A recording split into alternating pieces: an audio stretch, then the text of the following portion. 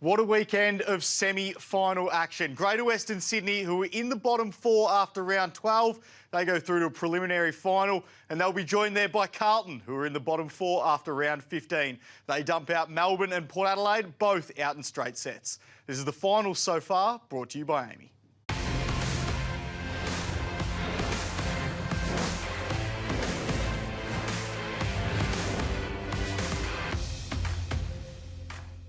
This is the final so far, brought to you by Amy. I'm Riley Beveridge. I'm joined down the line by Kane Cornes. Kane, it has been a thrilling semi-final weekend of action. There's only one place we can start, and that's at the MCG on Friday night, where Carlton booked its spot in the preliminary final.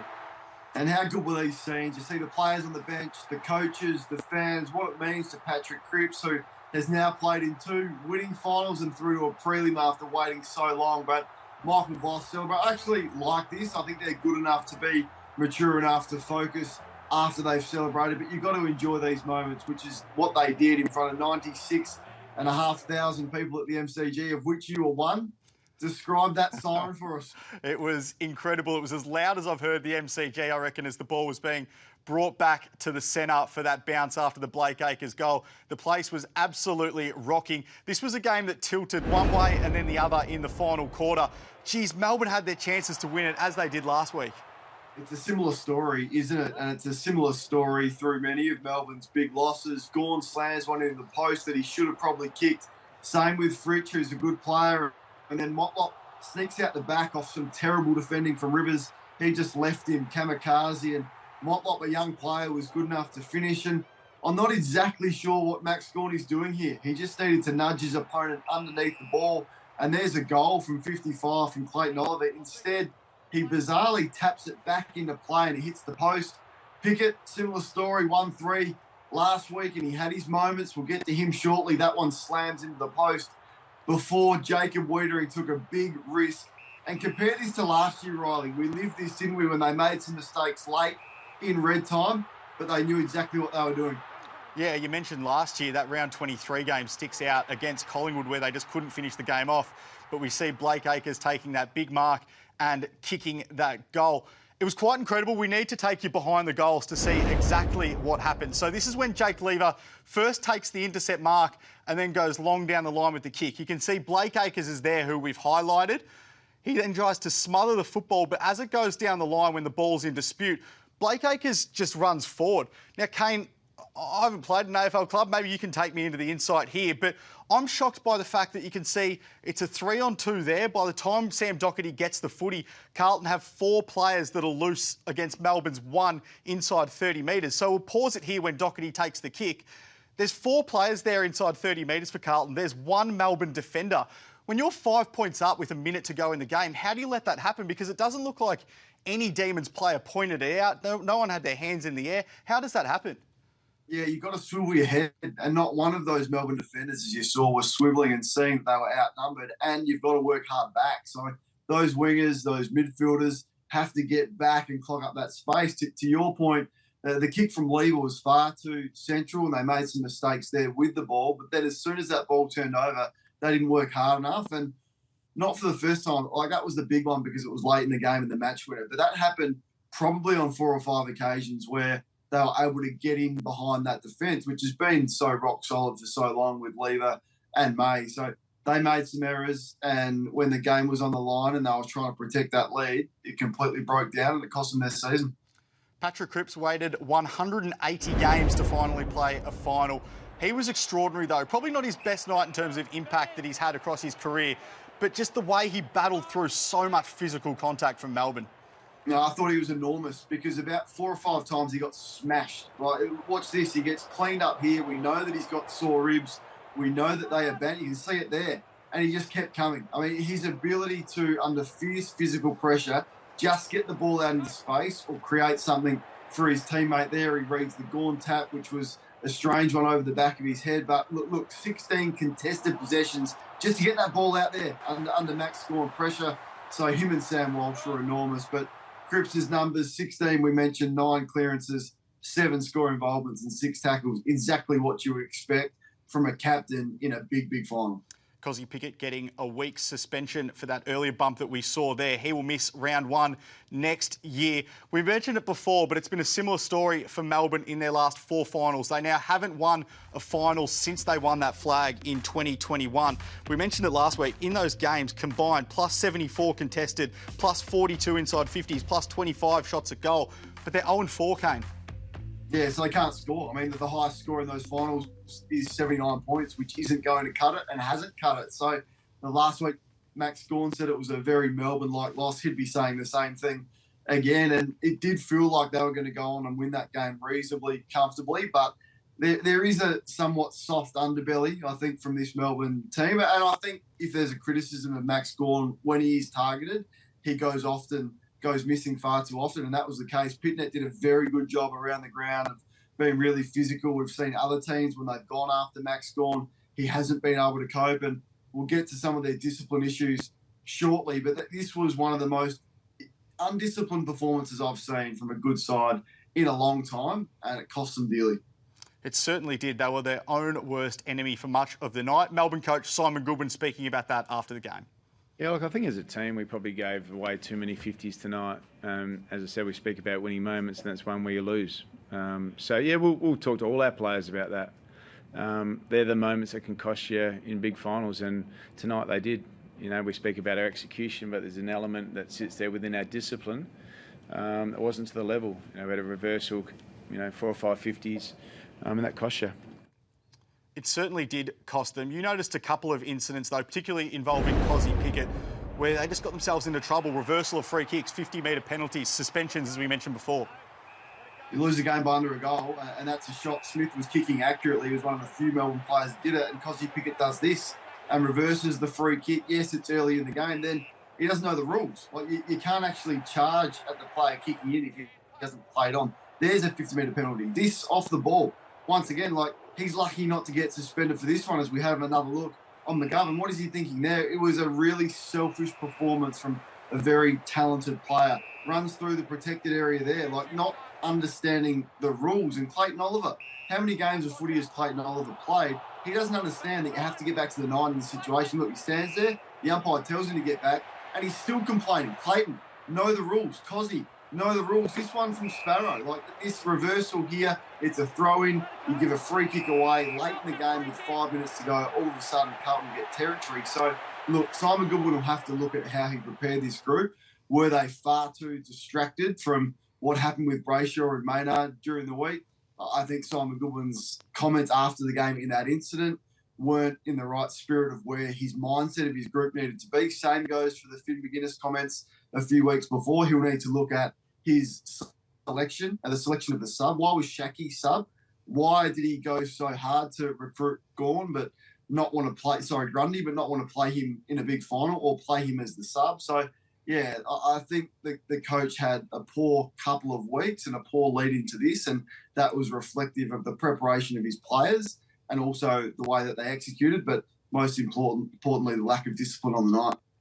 Melbourne, the first side to go out in straight sets in back-to-back years since the introduction of this new finals format. Carlton make it through to their first preliminary final since 2000. Now, Kane, a sad moment today when we all learnt of the passing of Ron Barassi. AFL Commission Chairman Richard Goyder lauding Barassi as the most important figure in Australian football in the last 70 years. A 6-time premiership player, a 4-time premiership coach, someone who had such an impact on so many clubs, including Carlton and Melbourne, who obviously played off in that semi-final last night. So our hearts go out to the Ron Barassi family and everyone who knew him.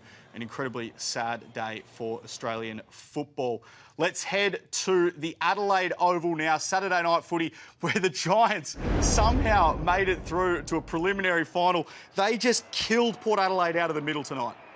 Well, they stormed into a Prelim final. That's what they did. This game was over at half-time, and it was built from their dominance around the midfield, which is what we are highlighting here. They kicked 9 goals from stoppage. They had almost 100 more disposals. They had 16 more clearances, 20 more contested possessions, and it was led by, I guess, their experience on balls. I mean, Green was really good, but Coniglio had a huge game, gave their forwards a really good opportunity from the centre bounce where there's even numbers in front of the ball. And when they won it inside, Ward broke about 5 or 6 tackles, and that allowed them to get on the outside. Watch the running power here. They're just exploding away from Houston there. Port Adelaide looked shot in the first half. They looked like they were running through quicksand, and GWS put them to the absolute sword. So everything that we've loved about the Orange Tsunami was on display. Once again, they travel. They win away from home. 11 venues they've won at, as we spoke about last week. What a resilient group, and how has the turnaround from sacking a coach last year and winning 6 games to facing Collingwood in a prelim final on a Friday night at the MCG. It's an incredible turnaround from the Giants. It was an incredible first half as well. And the man who dominated in that first half is our Saturday star. We'll get to him in just a second, because that's the numbers for the Giants. Plus 77 disposals, plus 18 contested, plus 17 clearance. They dominated that first half. That's the halftime alone, Kane. Yeah, that's it. And if it wasn't for inaccuracy, they were looking at a 10-goal loss. Now, Port Adelaide kicked 1 goal 9 to 2 goals straight in the last quarter. So, I mean, if they kicked accurately, a different story. But the point is that the game was done and buried pretty much at half-time, and Port Adelaide were going, well, we didn't expect this. We've just been smashed on our home ground, at the coalface, at the clearances, which had been their strength throughout the year. A little bit predictable. Like I think we've been saying it all year, that when you put injured players out there and you're forced to, I mean, Lycett's on one leg, he couldn't get through the game. Dixon barely got through the game.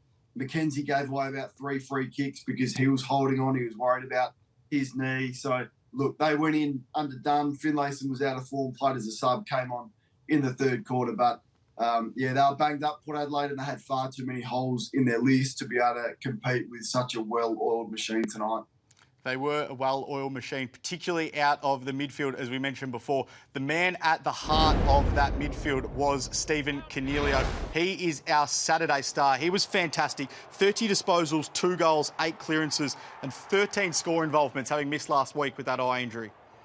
So you have to credit Adam Kingsley for what he's done for these senior players, because they were a bit stale, weren't they? And we were wondering whether we'd seen the best of Stephen Coniglio or whether he needed a new club for a fresh start. Would that be back home in Perth? But Adam Kingsley has done something to get these players back to playing the roles that they're so good at. And Coniglio is not a half forward. He's an on-baller who can get his possessions in the front half and do damage, which is what he did. That tackle there was a pivotal moment. Port Adelaide kicked the first goal of the last quarter, only 20 points down. Charlie Dixon had a head of steam, and he sticks a tackle. So defensively enormous.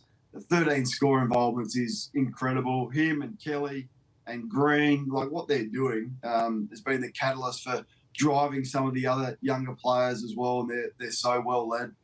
Over the last couple of weeks, Kane, we've seen Isava Radaglia and then Brandon Zirk-Thatcher request trades to Port Adelaide. It's no wonder after tonight. They were well beaten under the aerial ball. So Jesse Hogan kicks 4-4 from 9 marks. Jake Riccardi has an impact. Cal Brown has an impact. Toby Green has an impact.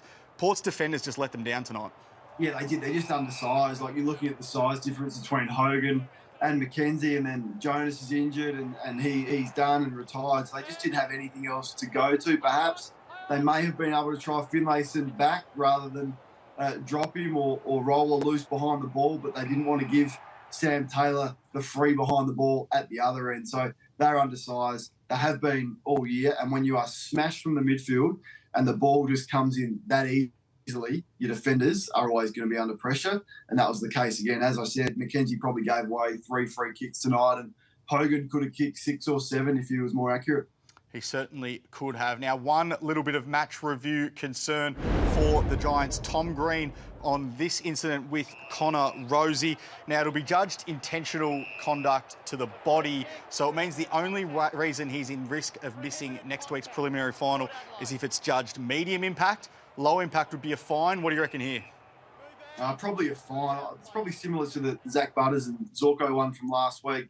I would not want to see him miss a prelim final for that. Having said that, you'd be having a word to him as a young player during the week and say, mate, you're in a prelim final. Don't be doing anything like that puts you at risk of not being there on grand final day. The umpire paid the free kick, and that's all it's worth, plus a fine, and I hope he plays next week, and I'm sure he will. So Port out in straight sets. The Giants through to a preliminary final against Collingwood. Let's get to our Amy Clangers now. Kane, who covers Clangers Amy does. We'll start with Friday night footy. This is early on. I don't think Tom de Koning realised which way he was going. He kicked it all the way backwards, and luckily enough, it landed in the lap of Adam Sard. And then how about this today in the AFLW, Kane? I'm not sure if you saw this in Blacktown. The match was delayed by about 45 minutes because there was a red belly black snake on the field. They got the snake catcher out to Blacktown. He caught the snake. The players were stuck in their change rooms. I don't think we've ever seen that. I'm not sure we ever will again either. No, we've seen a pig. I'm not sure we've seen a snake. That guy's my hero. What an icon. It was incredible. All right, let's get to our finals to come. Preliminary final weekend next weekend. Collingwood against the Giants. That's been confirmed. Friday night footy, so a 6-day turnaround for the Giants ahead of that clash. And then Brisbane against Carlton at the Gabba. That's on Saturday evening, twilight game. It's going to be a massive contest. Let's preview them just a little bit. I want to start with the Blues. Tom de Koning was awesome on Friday night. Kicked Carlton's first 2 goals. They'll have Jack Martin and Harry Mackay back. How do you reckon they balance this? Well, Martin comes back. You know, Michael Voss has said Harry Mackay, if he's fit, plays. I'm not sure that that's the obvious call because Pitnet and de Koning are a great combination because this guy can go forward and do this.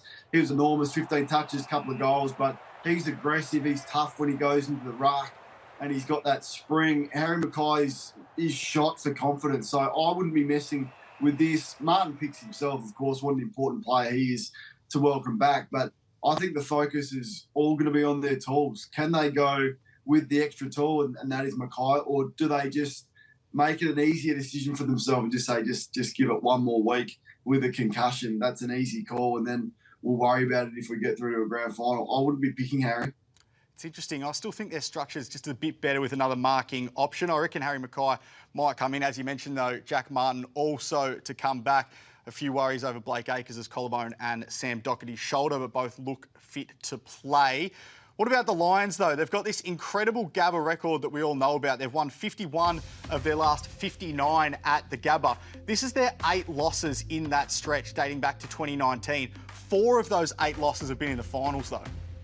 They have. They're a different team, though, for me. I think they're defending the ground much better than what they were in some of these games. They gave up big scores. And they can still be leaky and give up big scores, but they'll be fresh and they'll have that place rocking. So it's going to be intimidating. Carlton will have to do everything right to get it done. But the thing I do like about Carlton's game is it's more well-rounded than it was at stages through the year. So they're scoring heavily now off turnover. They're always going to score heavily off stoppage because that's their strength. But it looks a much better scoring profile for them. So they'll pose some challenges, but hard not to see Collingwood and Brisbane progressing through to a grand final.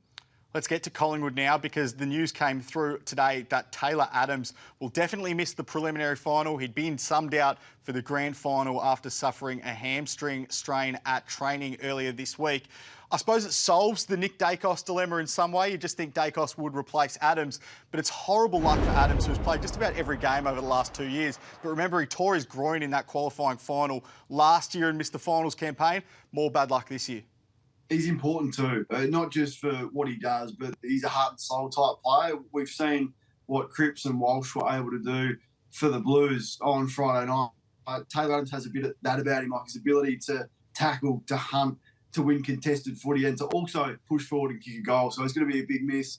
Luckily, they recruited Tom Mitchell. So he's got to step up and stand up, which we know that he can. So I don't think it hurts them too much other than just how much of a spiritual character Taylor Adams is for them, and he's not afraid to get in the face of the opposition. But you're right, the selection call makes it a bit easier now. Dacos will be flying. He'll come straight in and have an impact. They'll have him cherry ripe and ready to go in a week's time.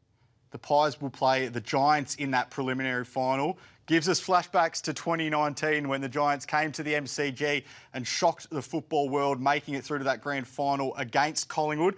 Can they do it again, Kane? Well, they can do it. Like they're playing as good a football as anyway in terms of everything's in good shape. So their midfield they've now got flying, which perhaps was a question mark. Only a month or so ago, Port Adelaide kicked 70 points from stoppage, I think it was. They've been able to fix that. Briggs is a top 3 or 4 ruckman in the game, so they'll definitely have an advantage there. Behind the ball with Taylor back in and Buckley, they're rock solid and their key forwards are going well. And they've got Toby Green. So look, there's a lot of threats, but you'd be a pretty brave person to tip against Collingwood. Collingwood have been the best team all year. We've said all year we see them playing on grand final day, and nothing that I've seen from the Giants will sway me from that opinion. I'm incredibly excited about watching those 2 preliminary finals next week and then reviewing it all with you next Saturday night on The Round So Far. Thanks for your time today. Don't forget, keep clicking back to afl.com.au. We'll see you next week.